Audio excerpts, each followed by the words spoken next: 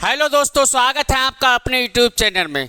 आज हम बिल्कुल नई क्लास लेके आए हैं। इससे पिछली क्लास उसमें हमने कार्य ऊर्जा सामर्थ्य के बारे में डिस्कस करा था। वो आज कल हमने चैप्टर खत्म कर दिया था। आज हम एक नए चैप्टर के साथ आए, गुरुत्वाकर्षण चैप्टर।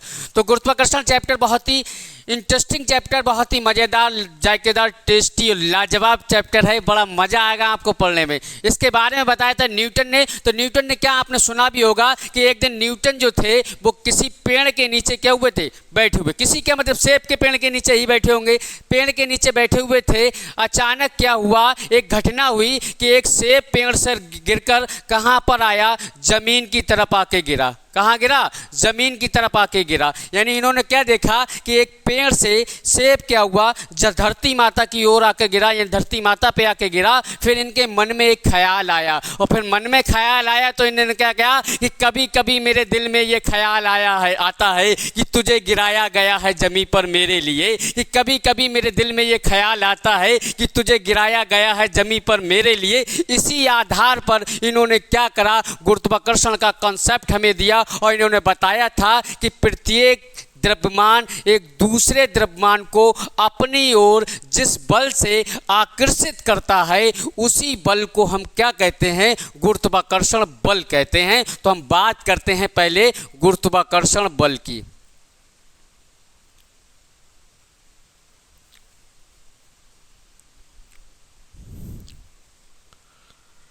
गुरुत्वाकर्षण बल की। तो देखो बेटा, गुरुत्वाकर्षण बल के लिए बारे में क्या बताया था इन्होंने कि समस्त ब्रह्मांड में, क्योंकि ये जो लॉ फॉलो होता है वो पूरे ब्रह्मांड में फॉलो होता है। यानी समस्त ब्रह्मांड में, समस्त मान में प्रत्येक पिंड, पिंड का मतलब होता है यहां पे द्रव्यमान, यानी प्रत्येक पिंड, जब पिंड होगा तो उसके पास द्रव्यमान तो होगा। प्रत्येक पिंड दूसरे पिंड को, पिंड का मतलब द्रव्यमान को जिस बल से अपनी ओर आकर्षित करती है या करता है,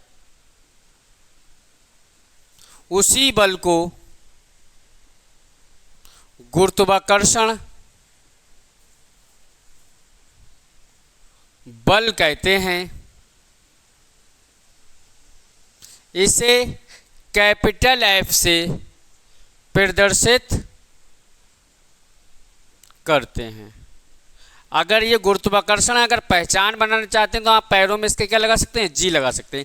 ये भी क्या है, बल। तो आपको पता है बल कैसी राशि है, एक सदिश राशि है। इसका मात्रक भी क्या होगा, न्यूटन ही होगा। तो ये तो बात करी हमने गुरुत्वाकर्षण बल की कि समस्त ब्रह्मांड में प्रत्येक पिंड एक दूसरे पिंड को अपनी ओर जिस बल से आकर्षित करता है, उसी बल को हम क्या कहते हैं, गुरुत्वाकर्षण बल कहते हैं। इसी बल को ज्ञात करने के लिए न्यूटन ने हमें एक नियम दिया, जिसको उसी के नाम से जाना जाता है, न्यूटन का गुरुत्वाकर्षण का नियम। तो उस नियम के बारे में डिस्कस करते हैं, और जो फॉर्मूला उन्हें डिराइव करा था उस फॉर्मूले को डिराइव करते हैं, कि जिससे पता तो चले कैसे कैलकुलेट करें कि इन दो पिंडों के बीच में कितना गुरुत्वाकर्षण बल लग रहा है। उस बल को ज्ञात करने के लिए न्यूटन ने एक नियम दिया था। उसी नियम के आधार पर हम बता सकते हैं कि इन दो पिंडों के बीच में गुरुत्वाकर्षण बल की कैलकुलेशन कर सकते हैं। यानी क्या लिख सकते हैं, न्यूटन का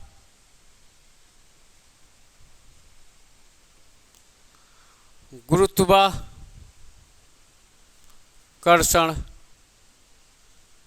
बल, गुरुत्वाकर्षण बल का नियम,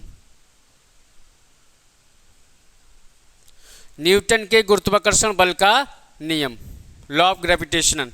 ठीक, इन्होंने क्या बताया था कि इन्होंने ये दो पिंड लिए थे। एक पिंड लिया, इसका द्रव्यमान कितना ले लिया, m1। इन दोनों पिंडों को इन्होंने r दूरी पर क्या मान लिया कि r दूरी पर एक दूसरा पिंड है जिसका द्रव्यमान इन्होंने क्या मान लिया, m2। पहला पिंड द्रव्यमान कितना मान लिया, m1, और दूसरा पिंड द्रव्यमान कितना मान लिया, m2। दोनों के बीच की दूरी क्या मान ली, r। क्या होता है कि भाई ये प्रत्येक पिंड एक दूसरे को अपनी ओर आकर्षित करता है। इस वाले पिंड पर जो फोर्स लगेगा वो लगेगा F2 और इस वाले पॉइंट पर जो फोर्स लगेगा वो कितना लगेगा F1। यानी इसके कहने का मतलब ये है कि M1 पर ये वाला पिंड क्या लगाएगा, फोर्स लगाएगा, तो वो F2 कहाँ की ओर अपनी ओर आकर्षित करेगा, ये वाला पिंड इसको क्या करेगा, अपनी ओर आकर्षित करेगा। ये दोनों बराबर होते हैं, इसी को हम कहते हैं गुरुत्वाकर्षण बल, जिसको हमने बताया था Fg। क्या बताया था, Fg। यानी कि M1 पर क्या लगेगा, F2 कहाँ की ओर, M2 की ओर। M2 पे क्या लगेगा, F1 कहाँ की ओर, M1 की ओर। तो इस बल को ज्ञात करने के लिए न्यूटन ने कहा था ये गुरुत्वाकर्षण जो बल होता है जो दो पिंडों पर लगता है, ये दो बातों पर निर्भर करता है। पहली बात इन्होंने ये बताई थी कि देखो बेटा, पहली बात न्यूटन ने क्या बताई, किन्हीं दो पिंडों के बीच लगने वाले गुरुत्वाकर्षण बल, जिसे हम क्या कहेंगे बेटा, Fg। जी इसलिए लगा दिया है कि हमें पता चल जाए ये कौन सा बल है, गुरुत्वाकर्षण बल है, ग्रेविटेशनल फोर्स है। इसके पहचान के लिए पैरों में हमने क्या लगा जी, बल। किन्हीं दो पिंडों के बीच लगने वाला गुरुत्वाकर्षण बल दोनों पिंडों के द्रव्यमानों के गुणनफल के समानुपाती होता है या अनुक्रमानुपाती होता है, समानुपाती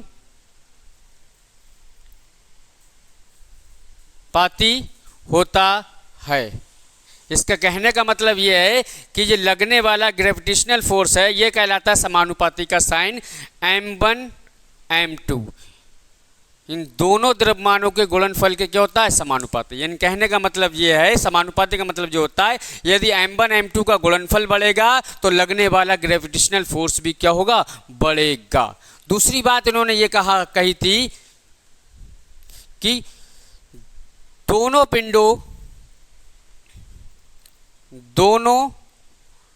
पिंडों के बीच की दूरी के वर्ग के व्युत्क्रमानुपाती होता है। क्या होता है, व्युत्क्रमानुपाती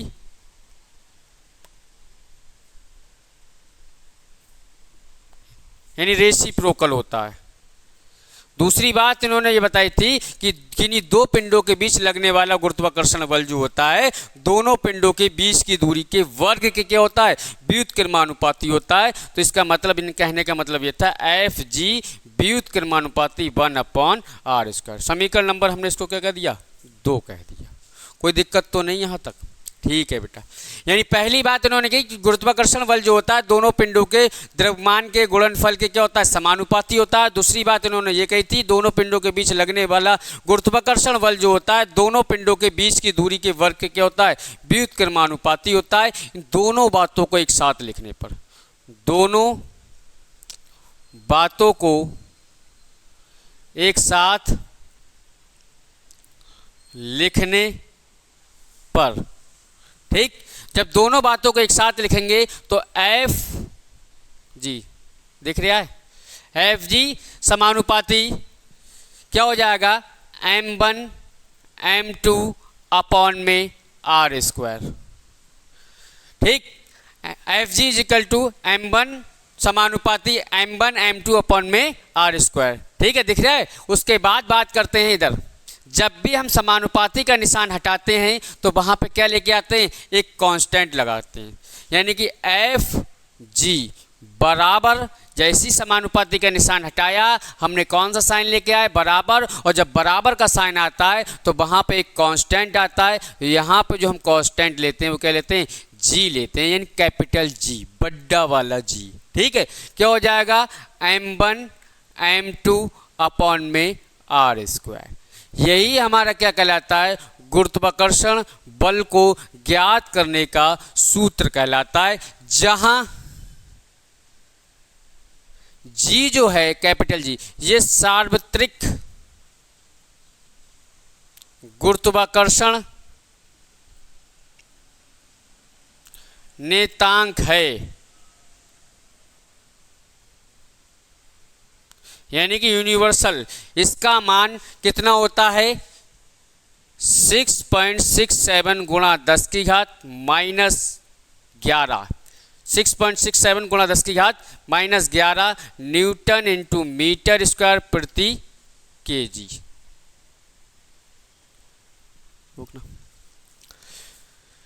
क्या? हाँ, तो यहाँ पर जी क्या है? सार्वत्रिक गुरुत्वाकर्षण नियतांक है जिसका मान होता है 6.67 गुणा 10 की घात minus 11 newton into metre square प्रति केजी स्क्वायर। ये सार्वत्रिक का मतलब होता है पूरे यूनिवर्सल यानी पूरे ब्रह्मांड में इसका मान नहीं बदलेगा, चाहे पृथ्वी माता पे हो चाहे चंदा मामा पे चले जाएं, लेकिन इसका मान नहीं बदलेगा। इसका मान कितना रहता है? 6.67 गुणा 10 की घात minus 11 newton into metre square प्रति केजी स्क्वायर होता है। लेकिन यहाँ आपने एक नन्ना जी पढ़ा होगा, गुरुत्वीय त्वरण स्मॉल जी, उसका मान पृथ्वी पर ही कई जगह पर बदल जाता है। कैसे बदलता है आगे अभी डिस्कस करेंगे। तो ये हमारा कहलाता है क्या बेटा?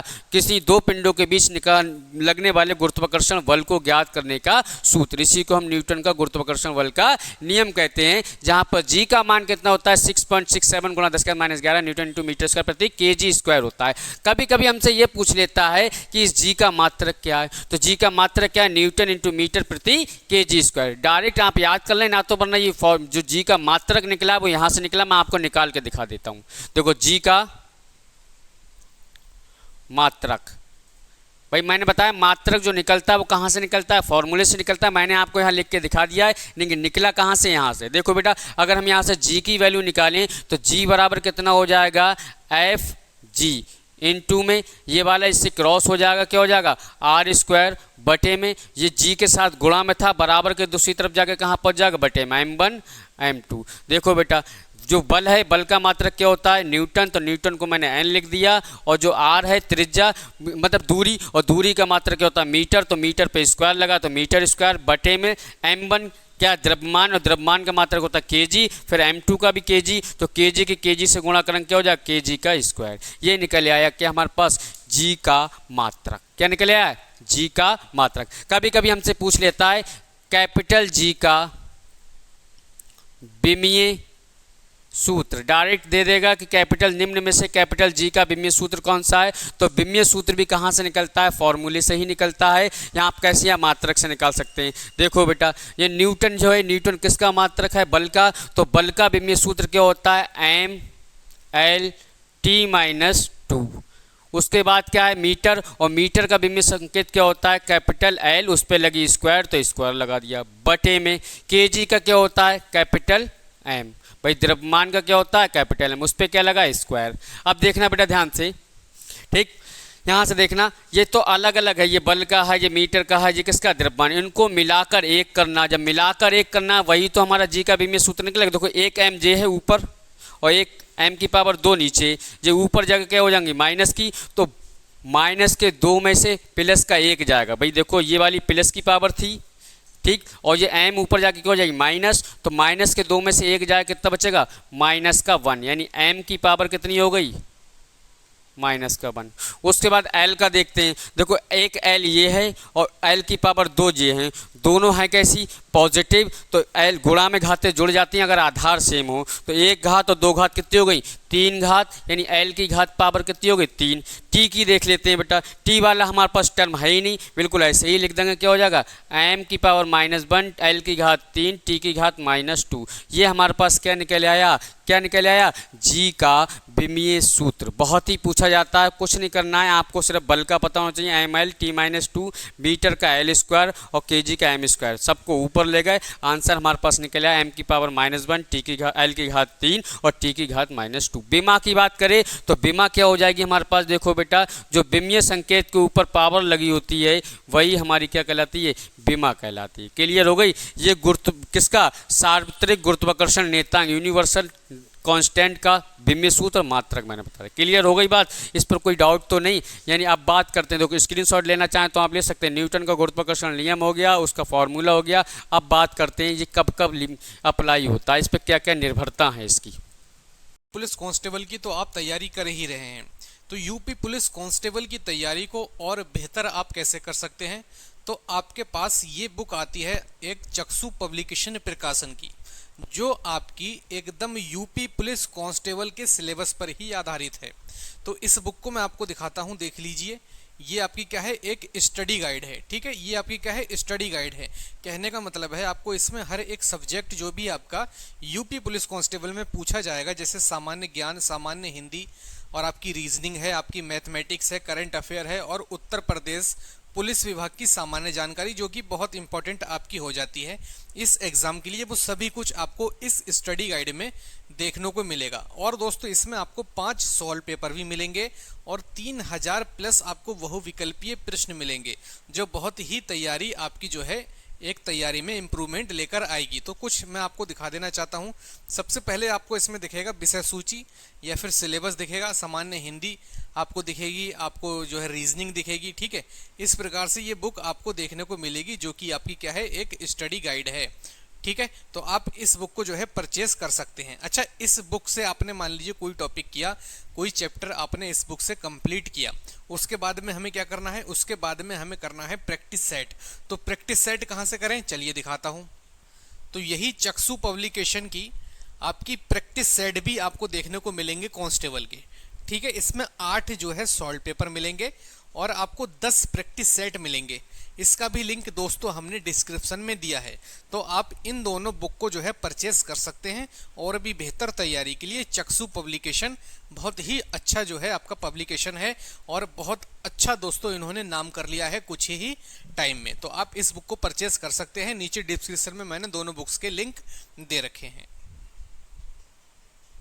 हम क्या बेटा, न्यूटन के गुरुत्वाकर्षण बल के गुण। गुण क्या होते हैं कि ये जो बल हमारे पास है, हमने इससे पहले चैप्टर में आपको बताया था संरक्षी बल और असंरक्षी बल। ये जो बल होता है हमारे पास कैसा होता है, संरक्षी बल होता है। कैसा होता है, एक नंबर में पूछ लिया जाता है कि ये कौन सा बल है बेटा, गुरुत्वाकर्षण। पहला पॉइंट, गुरुत्वाकर्षण बल जो है हमारे पास कैसा बल है, संरक्षी बल है। इसके द्वारा एक चक्कर में किया गया कार्य कितना होता है, 0 होता है। क्लियर हो गई। दूसरी बात हमारे पास कंजर्वेटिव फोर्स। दूसरी बात यह है कि इस गुरुत्वाकर्षण बल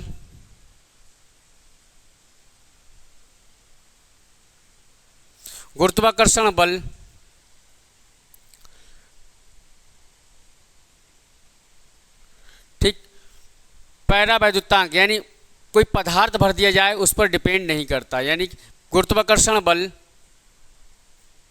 पैरावैद्युत पदार्थ पर निर्भर नहीं करता है।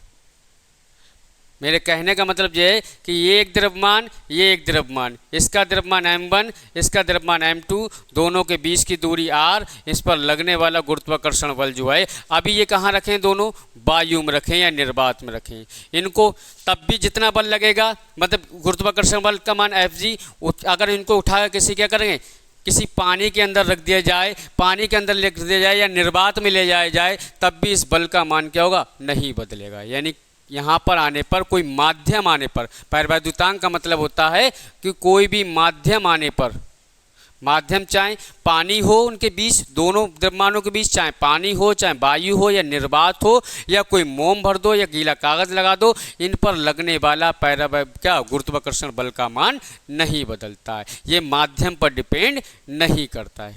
हो गई क्लियर बात। बात करते हैं दूसरे पॉइंट की कि जब ये संरक्षी बल है तो प्रारंभिक बिंदु और अंतिम बिंदु की स्थिति पर भी निर्भर नहीं करेगा। हो गया।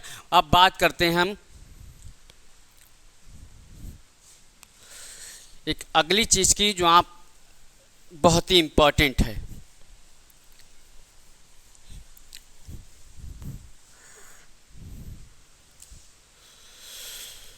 गुरुत्व, ग्रेविटी, ये क्या होता है। ये देखो, ये जो गुरुत्व है ये किसी वस्तु का वह गुण है जिसके कारण कोई भी वस्तु धरती की ओर यानी जमीन की तरफ गिरती है। ठीक, यानी पृथ्वी के केंद्र की ओर जाती है। किसी वस्तु का वह गुण जिसके कारण कोई भी वस्तु जिसके पास द्रव्यमान है पृथ्वी के केंद्र की ओर जाती है, इसी गुण को हम क्या कहते हैं, इसी गुण को हम क्या कहते हैं, गुरुत्व कहते हैं, ग्रेविटी कहते हैं। फिर बात आती है गुरुत्व बल। गुरुत्व बल, ग्रेविटेशनल फोर्स। ग्रेविटी फोर्स ये क्या होता है बेटा, जिस बल से कोई वस्तु पृथ्वी के केंद्र की ओर आकर्षित होती है उसी बल को हम क्या कहते हैं, गुरुत्व बल। जैसे मान लो ये पृथ्वी है हमारे पास, भाई इसका ये सेंटर है और सेंटर से परिधि तक की दूरी, वैसे तो पृथ्वी हमारी अंडाकार है लेकिन हम इसमें क्या मानते हैं, इसको गोलाकार मान लेते हैं। तो पृथ्वी से केंद्र से यहाँ पृथ्वी तल तक की दूरी जो है वो क्या, कैपिटल आर ई है। कितनी है, कैपिटल आर ई। अब क्या हुआ, यहाँ पर कोई वस्तु एक और है द्रव्यमान m1, इसका द्रव्यमान क्या मान लेते हैं, m e, mass of earth, और ये m1। तो इसमें क्या होता है, इसका द्रव्यमान ज़्यादा है जिसके कारण ये पृथ्वी जो होती है ये हर एक द्रव्यमान को अपनी ओर क्या आकर्षित करती है। आकर्षित करने का मतलब तो है केंद्र की ओर खींचती है। केंद्र की ओर खींचना ही क्या कहलाता है, ये गुण गुरुत्व कहलाता है। और जिस बल से खींचेगी उस बल को क्या कहते हैं, गुरुत्वीय बल कहते हैं। जैसे कि मान लो कोई द्रव्यमान है क्योंकि इसके अंदर गुरुत्वीय त्वरण होता है, क्या होता है, गुरुत्वीय त्वरण स्मॉल जी, इसी के कारण कहाँ की ओर आती है, नीचे की ओर। जैसे हमने देखा होगा कि वेट इज इक्वल टू क्या होता है, mg, इसी को हम क्या कहते हैं, f। यही हमारा कहलाता है गुरुत्वीय बल। क्या कहलाता है, गुरुत्वीय बल। यानी ये बल जो हमारे पास क्या कहलाता है, गुरुत्वीय बल कहलाता है। और इससे पहले हमने आपने पढ़ाया था गुरुत्वाकर्षण बल। एक क्या पढ़ाया था, गुरुत्वीय बल, और एक क्या पढ़ाया, गुरुत्वाकर्षण बल। ये गुरुत्वाकर्षण बल क्या होता है कि जिस कोई भी वस्तु पृथ्वी के केंद्र की ओर जिस बल से नीचे की ओर खींचती है, उसके केंद्र की ओर खींचती है, उसी बल को क्या कहते हैं, गुरुत्वीय बल या गुरुत्व बल कहते हैं, जो होता है F बराबर mg। अब बात करते हैं इसके बहुत ही इंपॉर्टेंट टॉपिक की कि स्मॉल जी और कैपिटल जी में संबंध बहुत ही ज़बरदस्त है। ये बहुत पूछा जाता है कि कैपिटल जी व स्मॉल जी में संबंध, ये रिश्ता क्या कहलाता है, कैपिटल जी और स्मॉल जी का। यानी कि हमें रिलेशन बताना है कैपिटल जी और स्मॉल जी यानी नन्हे जी में। देखो बेटा, अभी हमने आपको पढ़ाया था, पहली बात पढ़ाई थी गुरुत्वाकर्षण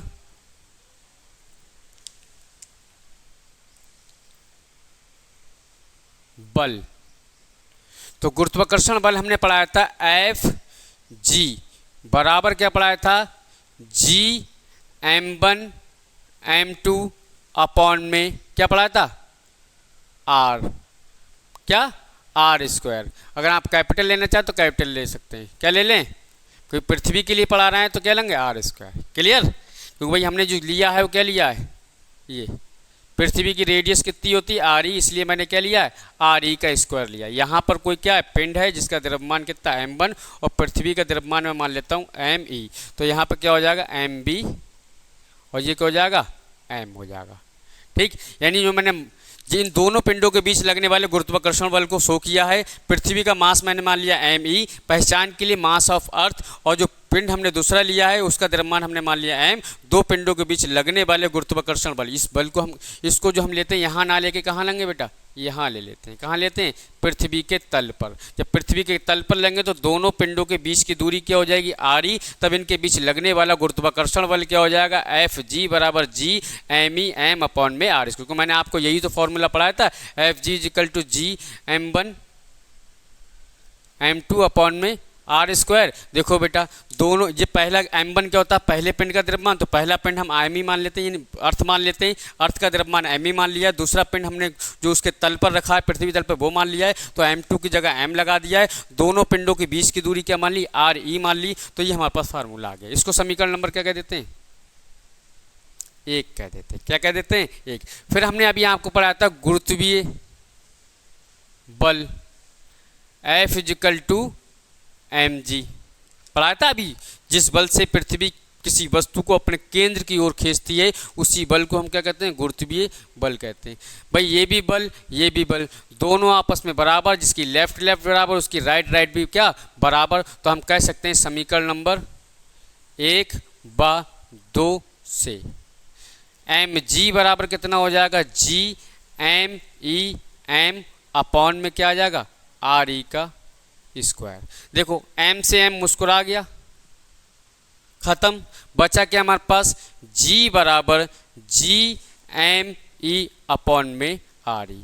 यही रिलेशन हमारा कहलाता है स्मॉल g और कैपिटल G में संबंध। क्या कहलाता है, स्मॉल g और कैपिटल G में संबंध। क्या कहलाता है भाई, relation between capital G small g नन्ना जी और बड़े वाले कैपिटल बड़े वाले जी में संबंध। आप या तो इसको ऐसे लिख सकते हैं या आप ऐसे लिख सकते हैं, इसकी क्रॉस कर लें तो क्या हो जाएगा, जी आर ई का स्क्वायर बराबर क्या होता है, जी एम ई।